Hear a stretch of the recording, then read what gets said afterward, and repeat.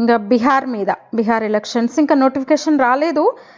వస్తుంది ఈ మంత్లో, ఈ నెల ఇంకా నెలాఖరు వచ్చింది కదా, లేదా అక్టోబర్ ఫస్ట్ వీక్లో కల్లా నోటిఫికేషన్ రావచ్చు. ఎందుకంటే నవంబర్ కల్లా అక్కడ కొత్త గవర్నమెంట్ ఫామ్ అవ్వాలి. 5 years పీరియడ్ పూర్తి అవుతుంది అనమాట. ఇప్పుడున్న నితీష్ సర్కార్, ఇప్పుడున్న కూటమి ప్రభుత్వ టైం పీరియడ్ 5 years కంప్లీట్ అవుతుంది. కాబట్టి ఆలోగా కొత్త గవర్నమెంట్ ఏర్పడాలంటే అక్టోబర్ ఫస్ట్ వీక్లో బహుశా నోటిఫికేషన్ రావచ్చు. ఆలోగానే అక్కడ పూర్తిగా ఒక హాట్ రాజకీయాలు అయితే నడుస్తున్నాయి.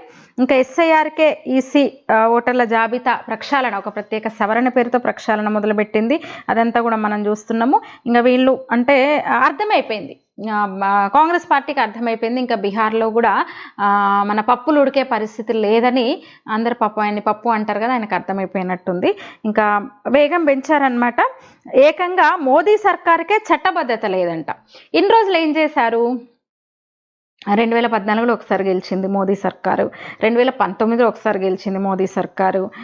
అంతకుముందు కన్నా రెండోసారి ఇంకెక్కువ ఓట్లు అసలు సొంతంగా, ఇప్పుడు పేరుకు ఎన్డీఏ కూటమి, కానీ లాస్ట్ టైం అయితే 2 సార్లు కూడా పూర్తిగా భారతీయ జనతా పార్టీకి స్పష్టమైన మెజారిటీ వచ్చింది. మోదీ పార్టీకి 3వసారి కూడా గెలిచింది. ఎన్డీఏకి స్పష్టమైన మెజారిటీ వచ్చింది. పార్టీ కొంచెం సీట్లు తగ్గినాయి కానీ ఎన్డీఏకి వచ్చింది. ఎన్నికల ముందు చేరిన పార్టీలు ఏవి, రిజల్ట్ వచ్చిన తర్వాత చిన్న చితక పార్టీలు చేరి సపోర్ట్ చేసి అటువైపు నిలిచినాయి. నువ్వు ఈ గట్టునుంటావా ఆ గట్టునుంటావా అంటే ఆ గట్టుకు పోయినాయి కాదు ఇవి. ఎన్డీఏ పక్షాలకు, ఎన్డీఏ పార్టీలకు స్పష్టమైన మెజారిటీ అయితే వచ్చింది కేంద్రంలో ప్రభుత్వాన్ని ఏర్పాటు చేసి. ఇన్ని రోజులు ఏమయ్యారు? ఇప్పుడు చట్టబద్ధత లేదేంది అసలు అంటే ఏంటంటే అర్థమైపోయింది బీహార్లో వాతావరణం, ఆ పరిస్థితి, కొన్ని అంచనాలు, ఆ సర్వే చెప్తున్నది ఏంటంటే, సరే కొన్ని లుకలుకలు ఉండొచ్చు.